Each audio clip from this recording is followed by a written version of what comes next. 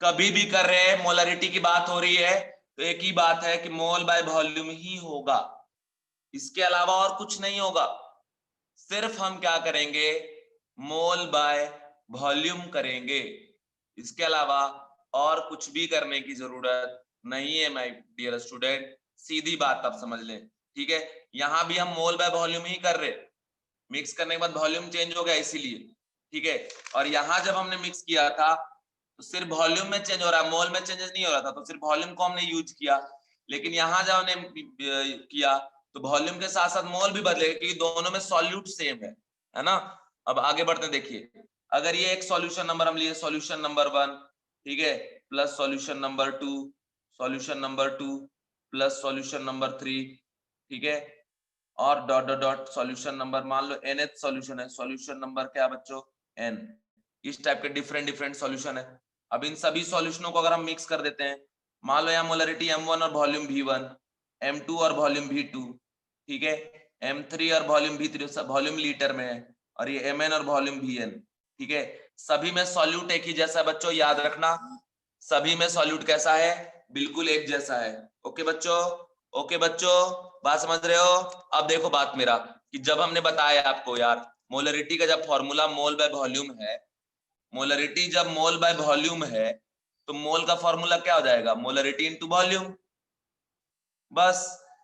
यहाँ पे क्या हो जाएगा, n1 क्या हो जाएगा बच्चों, m1v1, n2 क्या हो जाएगा, m2v2, है ना, n3 क्या हो जाएगा, m3v3, एंड अगर हम बात करें nn का, nn, तो ये क्या हो जाएगा, mn ओके बच्चों। अब देखिए जब इनको जब मिक्स कर दिए ना, तो वॉल्यूम बदल के टोटल वॉल्यूम क्या हो गया, v1 plus v2 plus v3, और डॉट डॉट डॉट क्या बच्चों आपका vn, ठीक है। अब अगर बात करें मोल टोटल का, तो ये n1 प्लस n2 और प्लस डॉट डॉट डॉट क्या आपका nn, ठीक है बच्चों। तो ये कंडीशन है, इस कंडीशन को आप समझ लें। अगर अब हम बात करें यहाँ पे मोलरिटी रिजल्टेंट का, वही हो जाएगा n total by v total, ठीक है। जब यहाँ हम पुट कर देंगे, ठीक है, यहाँ जब हम पुट कर देंगे मोलरिटी रिजल्टेंट के लिए n total, m1 v1 plus m2 v2 plus m3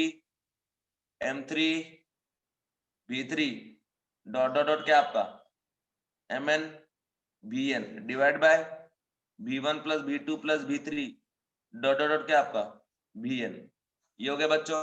अब इसके बाद अगर हम बात करें, यहाँ देखो इसको लगा सकते हैं समेशन का sign, summation of M i भी आई इज इक्वल टू 1 से n, और डिवाइड बाय समेशन ऑफ क्या आपका i is equal to 1 to n क्या आपका भी i. Okay, this is what resultant solution की मोलरिटी, ठीक है। Molarity resultant is equal to क्या आ गया, समेशन ऑफ एम आई भी i divide by summation of what भी आई। ओके, तो इस तरीके से प्रॉब्लम को सॉल्व कर लीजिएगा। बहुत इजी इजी प्रॉब्लम इसमें आते हैं, लेकिन कंडीशन ध्यान रखना जो मैंने बताया। इसके बाद है बच्चों डाइल्यूशन फॉर्मूला। मैं आपको डाइल्यूशन फॉर्मूला बता रहा हूं।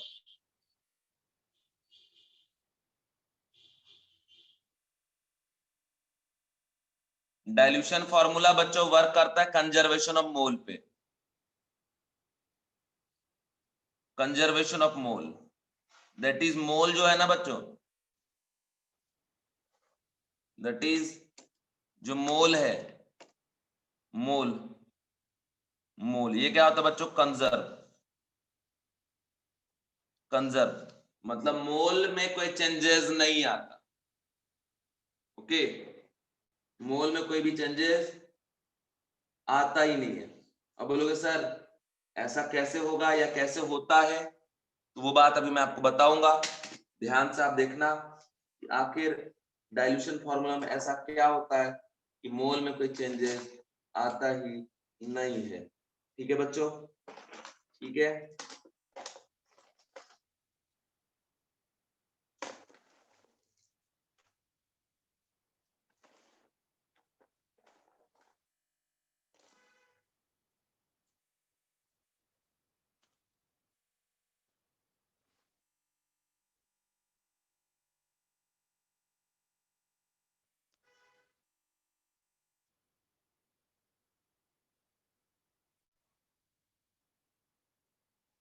देखो कंडीशन ये है,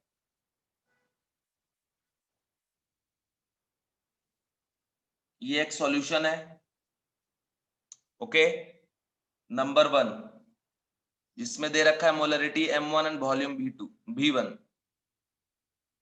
अभी क्या किया गया बच्चों, इसमें कुछ अमाउंट ऑफ वॉल्यूम ऐड किया गया V डैश के बराबर, जो कि वॉल्यूम ऑफ है water. V dash is what, volume of water, जो कि बच्चों लीटर में या ml में होगा, जो भी आप देख लो, वो तो यूनिट के ऊपर है, कोई टेंशन नहीं है। यहाँ पे वॉल्यूम ऐड किया गया, इसके बाद इससे ये कन्वर्ट हो गया सॉल्यूशन नंबर 2 में। ठीक है, यहाँ पे मोलरिटी हो गया M2, इसका जो वॉल्यूम हो गया V2। मेरा आपसे क्वेश्चन ये है कि क्या दोनों सॉल्यूशन सेम है, तो नहीं, मोलरिटी बदल गया मतलब सॉल्यूशन बदल गया। ठीक है, समझ रहे, जब तक मोलरिटी सेम है सॉल्यूशन सेम है, मोलरिटी बदलेगा सॉल्यूशन बदल जाएगा, ये बात याद रखना।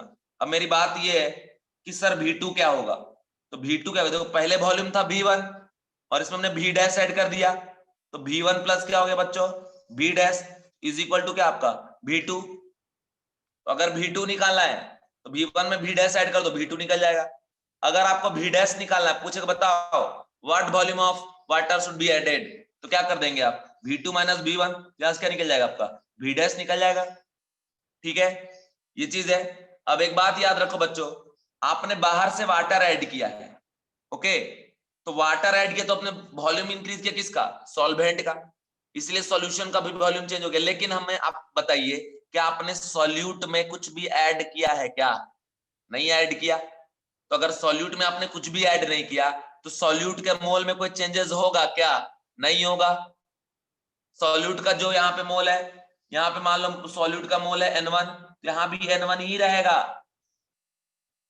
ठीक है, सॉल्यूट के मोल में कोई चेंजेस नहीं है क्योंकि हम बाहर से सॉल्यूट तो ऐड कर नहीं रहे। जहां तक बात रहा तो मोलरिटी क्यों बदला, क्योंकि मोलरिटी का फॉर्मूला था मोल बाय वॉल्यूम। अगर आप वॉल्यूम को चेंज करेंगे ना तो मोलरिटी ऑब्वियसली चेंज होगा, और वॉल्यूम बढ़ाने पे मोलरिटी क्या होता है, कम हो जाता है। कम हो जाता है मतलब डिक्रीज हो गया। ओके, तो ये कंडीशन है, समझ रहे हो बच्चों। मोल बाय वॉल्यूम हम कर दिए, वॉल्यूम अगर हम बढ़ा देंगे तो मोलरिटी क्या हो जाएगा उसका, कम हो जाएगा माय डियर स्टूडेंट। ठीक है ना, समझ गए, तो ये बात है, क्लियर। अब मेरी बात सुन लो आप, कंडीशन ये है कि जैसे हम यहाँ बात करेंगे मोल N1 का, तो किसके बराबर है, M1 V1 के बराबर, और यहाँ पे N2 लिखेंगे किसके बराबर है, M2 V2 के बराबर। और सारा कंडीशन देखने के बाद ये क्लियर है कि N1 इज इक्वल टू क्या आपका N2, so what M1 V1 is equal to what M1 M2 V2। ठीक है, तो अगर M1 निकालना है तब क्या कर देंगे, M2 V2 बाय क्या आपका V1, या M2 निकालना तो क्या कर देंगे आप M1 V1 बाय क्या आपका V2, निकल जाएगा। ध्यान रखना, इसको हम लोग क्या बोलते हैं बच्चों, डाइल्यूशन फॉर्मूला, और डाइल्यूशन फॉर्मूले की कंसेप्ट को आप ध्यान रखना। ठीक है, समझ गए, तो ये कंडीशन है। तो यहां तक जो भी बातें थी मैंने आपको सारी बात बता दी। अब एक प्रॉब्लम मैं आपको बताने जा रहा हूं, प्रॉब्लम के थ्रू आप देखिए जरा ध्यान से कि क्या बता दो। जैसे यहाँ देखो, ये एक सॉल्यूशन है जिसमें प्रेजेंट है सॉल्वेंट, मान लो ये यहाँ एक सॉल्यूशन है जिसमें प्रेजेंट है N1 मोल NaCl, N2 मोल NaNO3, ठीक है, N3 मोल प्रेजेंट है बच्चों, यहाँ पे कौन प्रेजेंट है, तो यहाँ प्रेजेंट है आपका MgCl2। ठीक है, इस तरीके से। और जो टोटल दिया है वॉल्यूम सॉल्यूशन का, तो वॉल्यूम ऑफ सॉल्यूशन जो दे रखा है वो भी लीटर दे रखा है। तो अब क्या करेंगे, यहाँ पे बोलेगा बताओ मोलरिटी विथ इस सॉल्यूशन का molarity with respect to NaCl, N1 by V, NaNO3 तो N2 बाय V, MgCl2 के रिस्पेक्ट में तो N3 बाय V। बस ऐसे करते जाना, कोई टेंशन नहीं। तो मोलरिटी मैंने आपको पूरे तरीके से समझा दिया, बता दिया। अब आप में बताइए क्या मोलरिटी में किसी को कोई डाउट है, give me answer please. Molarity में किसी को कोई डाउट है, रिप्लाई करो जल्दी बच्चों।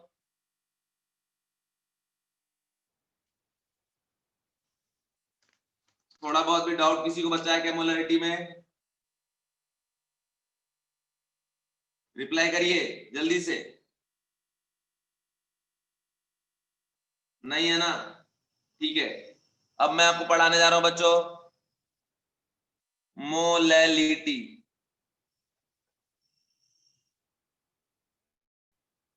मोलैलिटी, ठीक है।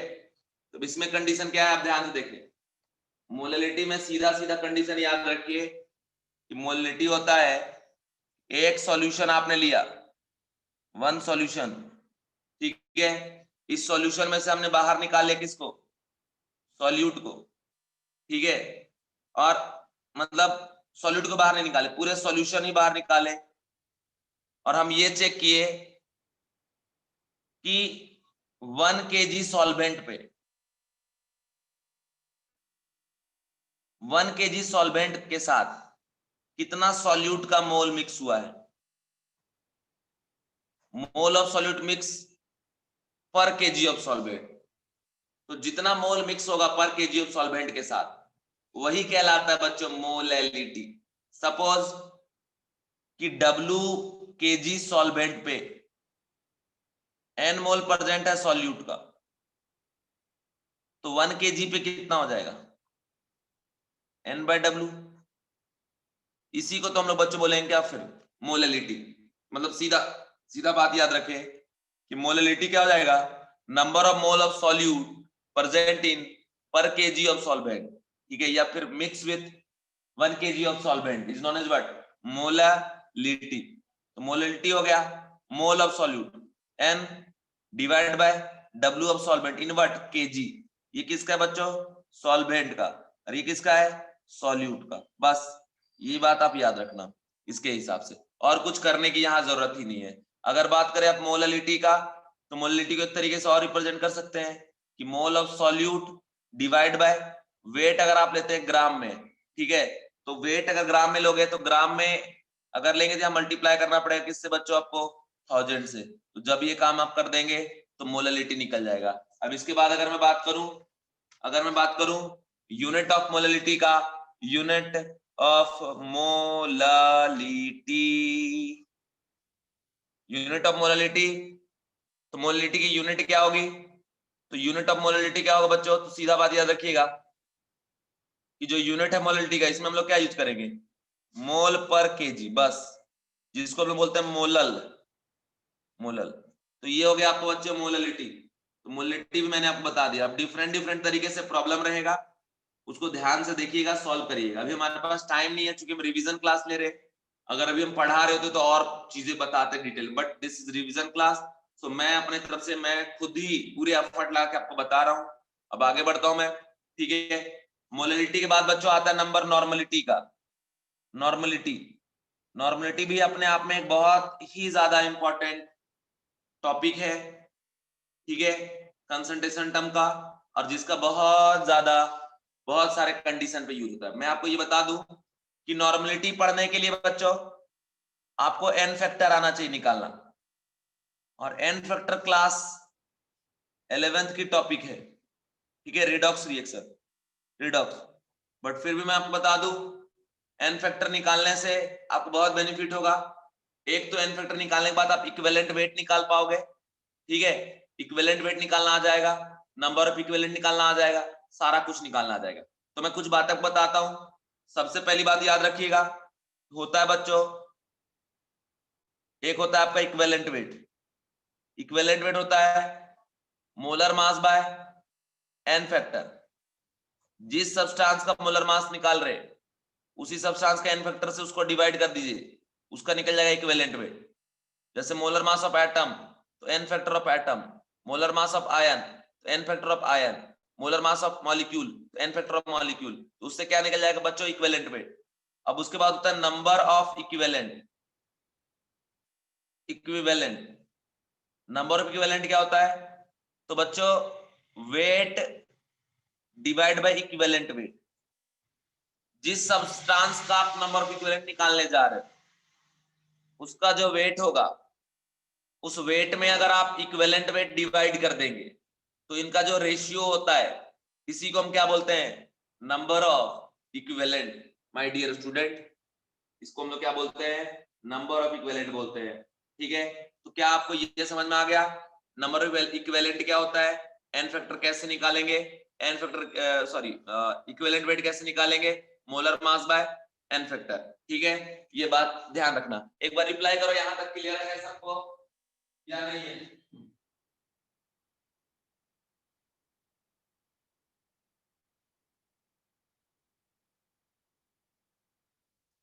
देखो तुम लोग रिप्लाई करते जाओगे यार, तुमको थोड़ा मजा आएगा यार पढ़ाने में यार। ठीक है, समझे यार? एक बार मैं बार बार बताऊं, मैं मजे के लिए पढ़ाता हूँ यार, पढ़ाने में मुझे मजा आता है, मैं इसलिए पढ़ाता हूँ यार।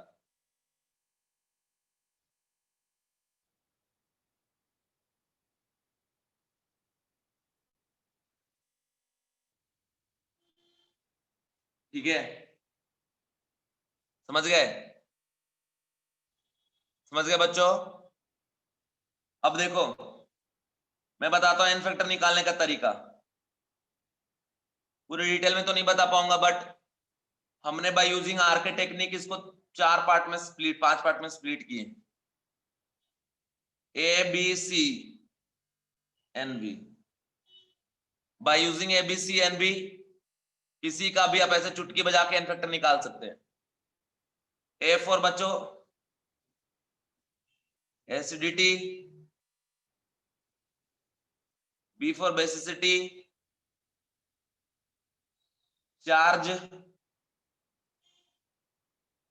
Number of electron transfer in chemical reaction, और ये हो जाता है बच्चों वैलेंसी। ठीक है, acidity defined for base, basicity defined for acid, charge defined for ion, and आप ये भी कह सकते हो कि कोई भी आयनिक कंपाउंड का जैसे NaCl, MgCl2 इन सब का अगर एन फैक्टर निकालना हो तो यहां से निकालते हैं। Number of electron transfer in case of chemical reaction, सीधा बात याद रखना बच्चों कि एन फैक्टर पर मॉलिक्यूल दैट इज पर मोल के हिसाब से डिफाइन होता है, एक मोल के हिसाब से। ठीक है, भी फॉर वैलेंसी। तो देखो वैलेंसी तो आपको पता ही होगा, हर एक एटम का जो वैलेंसी होता है कंबाइनिंग कैपेसिटी, वो उसका एन फैक्टर होता है। एसिडिटी क्या होता है बच्चों? आपको पता होगा बेस के पास जितने रिप्लेसेबल हाइड्रोक्साइड आयन होंगे वही उसका क्या कहलाएगा, एसिडिटी। मतलब जितना भी OH माइनस देने की टेंडेंसी होगी किसी बेस के पास वही उसका क्या होगा, एसिडिटी। जैसे आप बात करें अगर NaOH का, इसका बेसिसिटी क्या हो जाएगा 1, CaOH OH ट्वाइस का, इसका बेसिसिटी क्या हो जाएगा बच्चों 2। ठीक है, सॉरी एसिडिटी क्या हो जाएगा 2। अगर बात करूं बच्चों मैं बेसिसिटी का, तो basicity defined for what, acid. और जितने रिप्लेसेबल हाइड्रोक्साइड आयन होंगे है ना, वही उसका क्या कहलाएगा, बेसिसिटी। जैसे बात करें अगर H3PO4 का या H3PO2 का या H3PO3 का, जो भी है, इसका बेसिसिटी होता है 3, इसका बेसिसिटी होता है क्या आपका 2। एक क्वेश्चन है इसमें जो जेई में, नीट में, KVPY में किसी भी फॉर्मेट के एग्जाम में आप चेक करेंगे तो वो आ चुका है कि H3BO3 का बेसिसिटी क्या होगा। ठीक है, H3BO3 का बेसिसिटी क्या होगा, ये इक्विवेलेंट वेट क्या होगा। हम लोग क्या समझते हैं कि BOH OH OH, इसके पास आप लोग बताओ इसका बेसिसिटी क्या होगा, जल्दी से बताओ बच्चों सारो।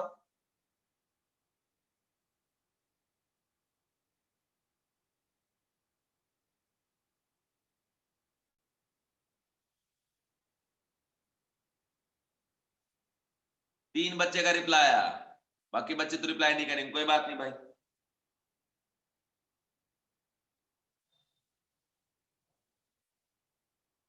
देखो जिन बच्चों का आंसर 1 है वो करेक्ट है, और जिन बच्चों का आंसर 2 है या 3 है वो रॉन्ग है। कैसे मैं बताता हूं, क्योंकि ये जो है ना इसका वैकेंट ऑर्बिटल होता है।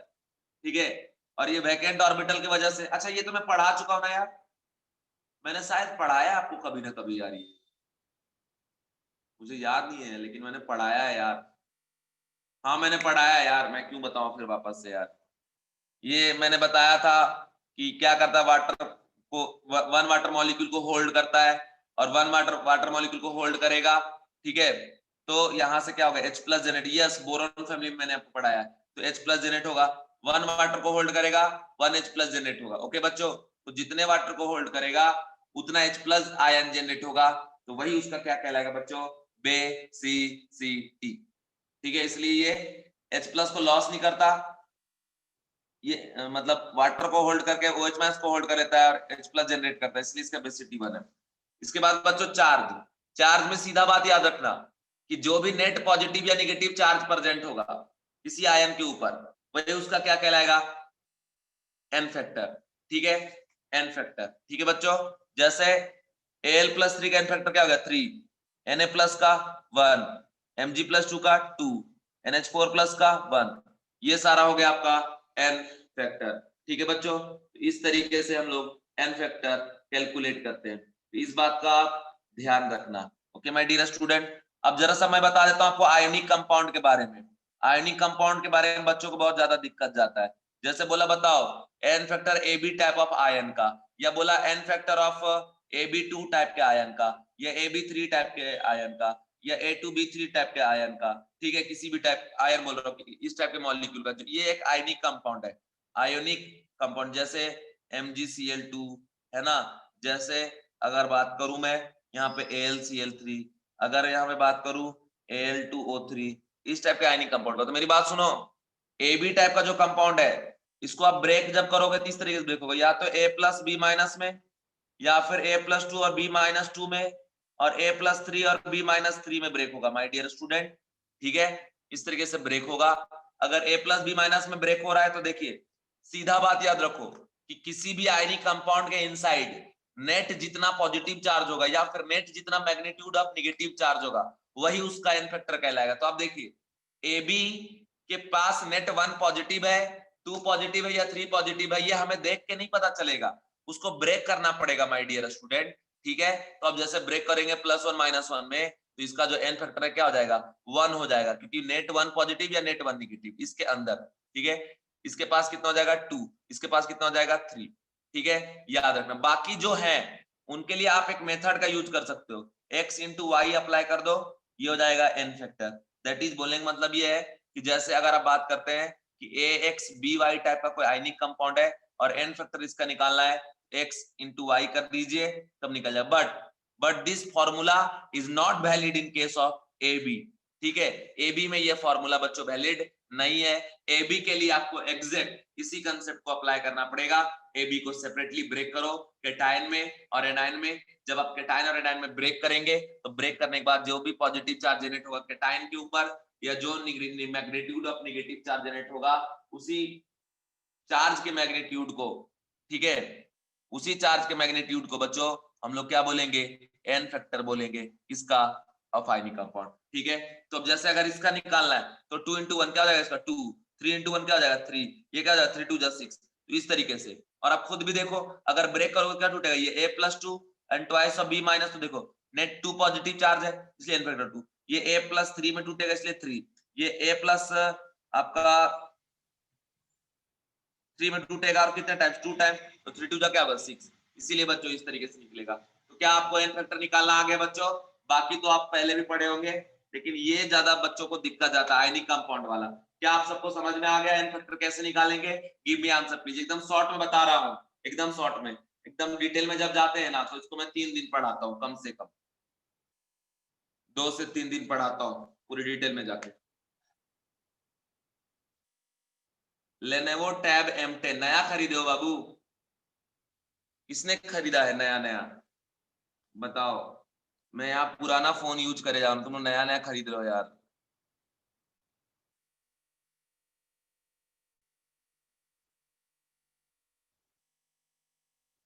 निरंजन ने, अच्छा बेटा, नया नया, वाह, बहुत बढ़िया।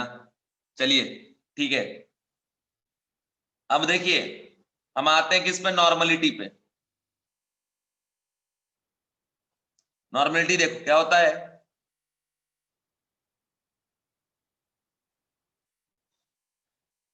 ये सॉल्यूशन है, ठीक है, कुछ भी मत करो बेटा, यहां से आप निकाल लीजिए 1 लीटर बाहर, ये मोलरिटी का भाई है बिल्कुल, उसी की तरह सब कुछ होता है। 1 लीटर आप बाहर निकाल लीजिए, 1 लीटर सॉल्यूशन में जितना इक्विवेलेंट